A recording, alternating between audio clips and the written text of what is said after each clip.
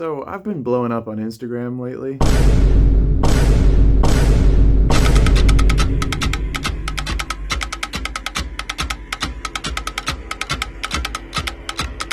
Now, of course, a lot of you have asked what the software is that I use to make these. And the answer is I wrote it. I wrote some software. I do that sometimes. And today, I'm releasing it. Free and open source.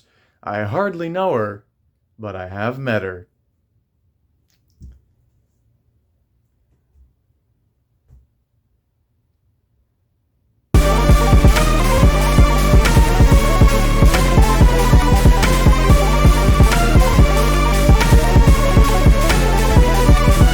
MeTr is generally understood to be hierarchical, right? You have measures, and then they're divided into beats, and then those are divided into subdivisions, etc. The tree data structure is one of the best for representing hierarchical stuff, and people really seem to connect with that. I am not the first person by any means to come up with the idea of metric trees, although I will claim I did come up with it independently, but I think it's such a basic idea, not a simple idea necessarily, but a basic idea. It seems kind of odd to say that any one person invented it, and, you know, MeTr, he was making metric tree animations a while ago, and then a few hundred years earlier, Johannes Vitruvius drew metric trees. Like, it's kind of old news, but as far as I know, nobody's made a free and open source web app for them, so. Even if you're not coming from Instagram, you might have already seen some metric trees from me, because in my big time signatures video earlier this year, I want to visualize MeTr with something I'll call a metric tree. I kind of debuted them on my channel. That was a very, very early version of the app. In fact, I coded that like 2 days before releasing that video, frantically. It was the most locked in I've ever been coding something, because I knew I had like 48 hours before the video was out, and I was like, I have to code these metric trees. Anyway, suffice to say, I've polished it a bit. I've added a UI. So here we are in the app. The first thing I want to point out that's really cool, that you should know before anything else, is this. Check this out. This is a URL encoded patch, or basically all of the settings that you have on this whole thing, they're all encoded in the URL, which means you can just copy this URL, copy it, send it to your friend, they open it up, they got all the same settings and the same metric tree, and they can play it back. So most of the settings over here on this sidebar are pretty straightforward, but I will point out a couple of them that are maybe not so obvious. Pitch ratio, volume fall off, and node numbers. So this is actually a great example. Node numbers, if we switch it to children, you see how the root node switches to a 5, and that's because it has 5 children. But there are ultimately 11 leaf nodes, which are these ones, like the kind of end of the tree. Those are the leaf nodes. Pitch ratio, I will demonstrate to you. So we play it like this. And if I change the pitch ratio a bit,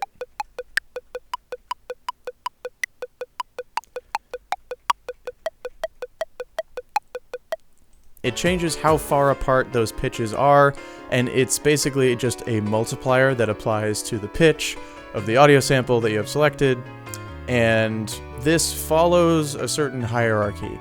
And it's actually kind of complicated to explain it in words, but I think it's very intuitive. Like, this first subdivision is going to be the highest pitched in this case, and then these ones are going to be the lowest pitched ones, but then the first subdivision of each of these other beats will be in the middle, and it just kind of follows this general hierarchical pattern of how MeTr is structured. The volume falloff is the same idea, it follows the same hierarchy, except it's about the volume. So here,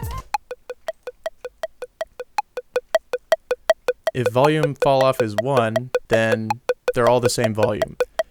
But if it's 0.5, then basically like each level down the hierarchy, you get half as loud. And if you go down here, the volume difference is even more dramatic. But of course, the big main event that you probably have never seen before is this text box up top. This is, of course, your main input, because this tells you what the structure of the tree is. This up here is called MTS, which, take your pick, it could either stand for metric tree shorthand or metric tree syntax. So, it's pretty straightforward if you look at this. We've got a 3, and then we've got a bunch of 2s, specifically 4 of them. So you could also write this out as plus 2 plus 2 plus 2 plus 2, right? But I also added in a multiplier operator. So you use an asterisk, and that just makes it a little bit more efficient. So basically for each one of these numbers, and I suppose it's actually kind of better to write it out this way if you're doing this. For each one of these numbers, those correspond to the parents of leaf nodes, the direct parents of leaf nodes. So you see how this 3, 2, 2, 2, 2, each of those are direct parents of leaf nodes, right? And that number just says how many leaf nodes they are a parent to. Pretty straightforward, right? The next preset, though, is Threshold by Sungazer. And Threshold by Sungazer is kind of the best possible track for metric trees because it has such a deep meter, because it is operating at the threshold both on the fast side and the slow side of what we can perceive as rhythm. This version of the threshold tree isn't even as deep as it could go. You could add one more layer where you have 2s and 3s at the bottom, but generally speaking, these 6s and 7s are like the beats that you actually feel. So this is what the preset looks like. It's also here so that you can get introduced softly to the brackets. Brackets add depth. What we're saying here is that we have an entire beat, basically, or at least some sort of structure that has its own internal structure, and then we have a bunch of those. Again, this could be done as this whole thing, plus itself 4 times like that, but it's just easier to write asterisk 4. You can also have multiple trees. So this is something that I didn't realize would be such a big deal until I actually started making reels, because I realized that very often you have polymeter, or you have something like polymeter in this case. I don't know if this is really polymeter. It's kind of a gray area, but certainly if you didn't have that lower tree, you wouldn't feel this as 6/4 on its own. So I think it kind of counts as polymeter, just like relatively short cycle, but also like one of the meters in the polymeter is a mixed meter. So you can hear how there's actually a cowbell and a hi-hat playing, right? The hi-hat is playing that bottom tree and the cowbell is playing the top tree. And if you go over here, you'll notice there's this extra control that has popped up because we have 2 trees instead of just the one. If you go over here to lower, you can change all these settings. And these are all independent, all within this region, right? So between these 2 dividers here, all of these settings can be independently controlled for the upper and lower tree. So we could change the pitch ratio. We could change the volume fall off, right? And that's only changing the hi-hat part, right? It's not changing the cowbell part when we do this. These trees happen to be exactly the same length, but they do not have to be. I could change it to this, and then you see it still works, and you can actually still just play this, and you'll see how the bottom tree actually comes back and cycles earlier, so you get to see how those beats kind of offset from each other over time. You can also turn on continuous scrolling, and then that'll always keep the leaf nodes connected, and the 2 meters will scroll together. That's kind of fun. You can also control the horizontal scale here. You can control the panning. Whoa! Fun stuff, right? And then finally we have tuplets. You can have some wonderful, elegant tuplets, little clave from Chronostasis, which is just such a good song. I love this song, and this is the clave from it.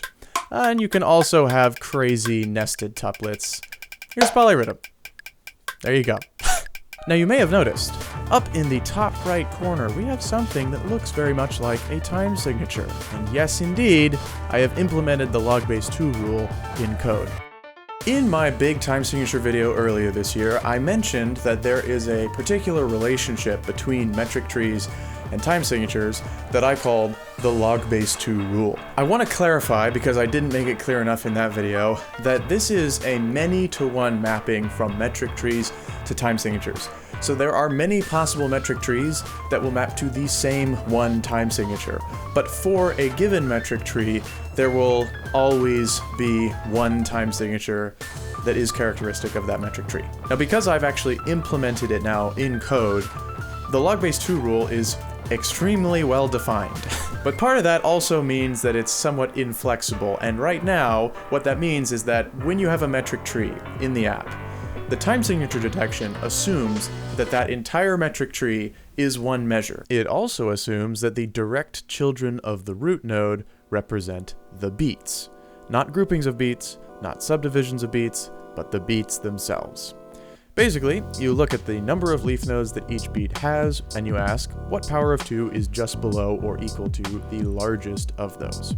So in this case, the largest beat is 3, and the power of 2 that's just below or equal to 3 is 2, which is 2 to the 1, and therefore we raise 2 to the 2 plus 1 to get our bottom number, and our top number is simply the number of leaves. Now the crucial caveat here is that extra divisions of 2 are trivial. Time signatures exist in a dyadic rhythmic system, which you can hear about more in my big time signature video. But what it boils down to here is that before we do any of that stuff, we are actually going to divide all the beat sizes by 2 until we no longer can keep them all integers. Now in this particular case of this 11/8 metric tree, there's nothing to do because 3 is not divisible by 2, so we already can't divide it by 2. But in this metric tree, you can divide all of the beats by 2, and that's why we can actually determine this to be 3/4 despite having 6 leaf nodes. This means you can always subdivide in 2s as deeply as you want and it won't change the time signature, which of course makes perfect sense. This tree is 4/4, even though it has 32 leaf nodes, because we can divide those beats that are 8 leaves each by 2 3 times, which takes our denominator down from 32 to 4. So this is kind of another thing to clarify. What do I mean by beats? Well, what I mean by the real beats of a piece of music is the rhythm to which you move your body with least effort. This definition is really good because it's testable, but it also yields to the subjectivity of music. This can be different for different people with the same piece of music. It can be different for one person at different times with the same piece of music. It's also worth noting that just like how we subdivide music, we also subdivide how we move our bodies even when we're not thinking about it.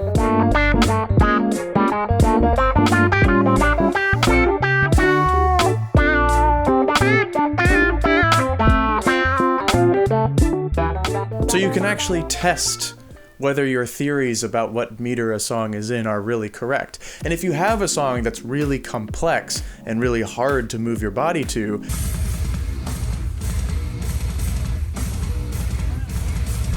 that's okay. If you don't move your body at all, there is no least effort rhythm. That's fine. But once you do eventually figure out something to move your body to, there's your least effort rhythm. Least effort might still be a lot of effort if the meter is complex. This is what I was getting at in that big time signatures video, talking about how there has to be less than a factor of 2 between the sizes of the beats. It's not a strict rule, but it seems very unlikely to me that somebody with least effort would bob their head in such a way that one of those head bobs is half as long as the others. So in 7/8, for instance, you might think that you can have a 2-2-2-1 feel of 7/8. And I'm like, is that really true? Because you'd have to bob your head like this.